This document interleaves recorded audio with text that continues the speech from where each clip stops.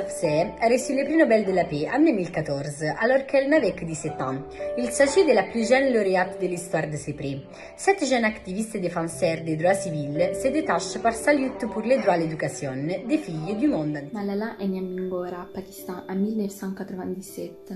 Son père instituteur a décidé d'offrir à sa fille les mêmes opportunités éducatives que n'importe quel garçon qui aurait grandi au Pakistan. Il l'a donc inscrite à l'école en faisant valoir son droit à l'éducation. C'est lui qui a poussé Malala à se diriger vers l'activisme politique. La jeune fille, voulait se dédier à la médecine. En 2007, les talibans prennent le contrôle de la vallée des Soutes et interdisent toute éducation aux femmes. C'est à ce moment que Malala, sous le pseudonyme de Gul Mackay, commence à écrire un blog pour la BBC.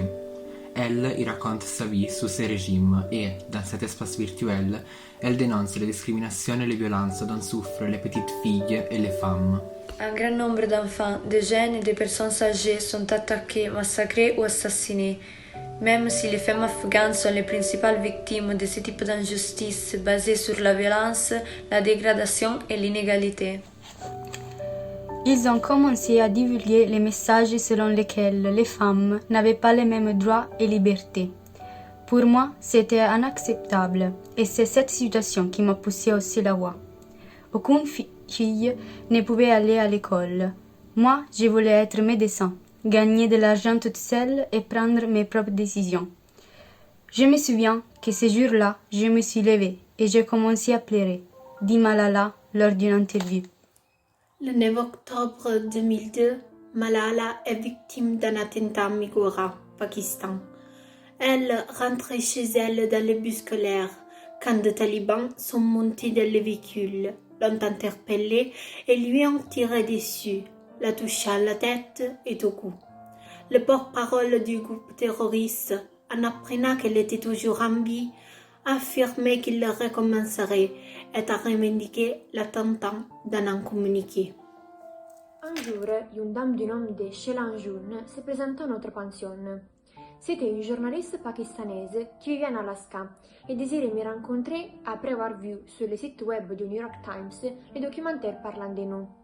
Elle bavarda avec moi pendant un moment, puis avec mon père. Elle avait les yeux brillants de larmes. Puis elle demanda à mon père: « Saviez-vous, Ziauddin, que les talibans ont menacé cette fille innocente ?»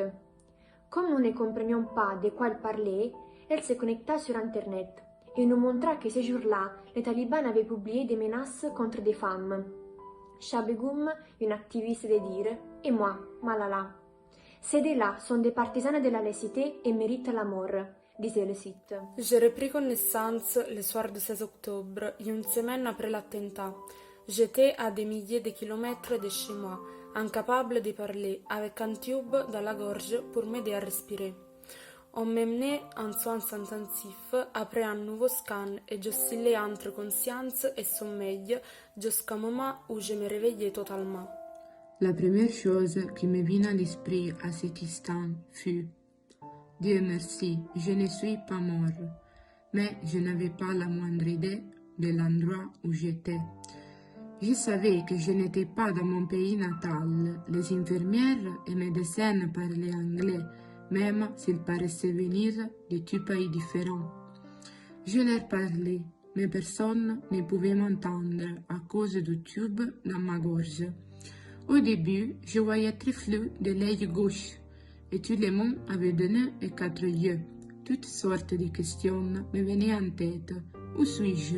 Qui m'a amené ici? J'ai aperçu que les talibans n'avaient réussi qu'à donner une dimension mondiale à mon combat.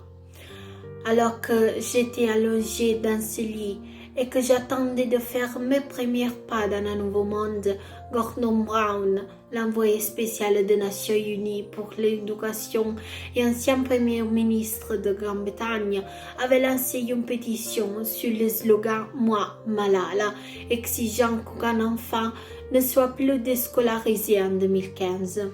Il y avait des messages de dirigeants, de ministres et de stars de cinéma, ainsi que de la petite fille de Sir Olaf Carro, le dernier gouverneur britannique de notre province. Elle exprimait sa honte de ne pouvoir lire et écrire en pachto, alors que son grand-père parlait cette langue couramment. Beyoncé m'avait écrit une carte et l'avait postée sur Facebook. Selena Gomez avait rédigé un tweet à mon sujet et Madonna m'avait dédié une chanson. Il y avait même une carte de mon actrice et personnalité engagée préférée, Angelina Jolie. J'avais hâte de tout raconter à Moniba. Je ne me rendais pas compte à l'époque que je n'allais pas rentrer chez moi. Mon objectif en rédigeant ce livre était de faire entendre ma voix au nom des millions de filles qui souffrent dans le monde entier. Et ma mission pour aider les filles ne se termine pas avec la fin de ces récits. Ma mission, notre mission, exige que nous agissions radicalement pour éduquer les filles et leur donner le pouvoir de changer leur vie et leur environnement. C'est la raison pour laquelle j'ai mis sur pied la fondation Malala. Pour la fondation Malala, chaque fille et chaque garçon a le pouvoir de changer le monde, à condition que l'occasion lui soit donnée. Pour l'offrir aux filles, la fondation aspire à investir dans des initiatives pour donner des moyens des collectivités locales.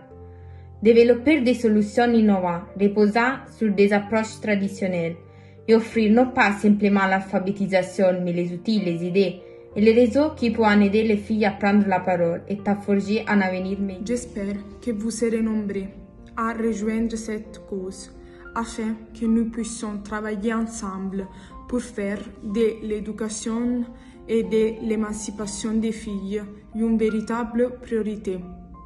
Rejoignez ma mission.